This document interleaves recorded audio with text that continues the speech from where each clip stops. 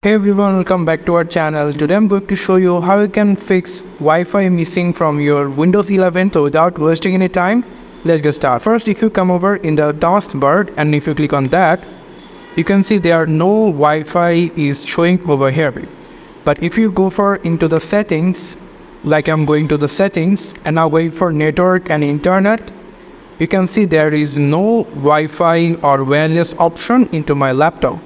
So how are you going to fix it? In a very simple way, just come over your start icon, you go for device manager and then come over at the network adapters option you can see. And you can see there is an adapter called Intel Dual Band Wireless AC8260.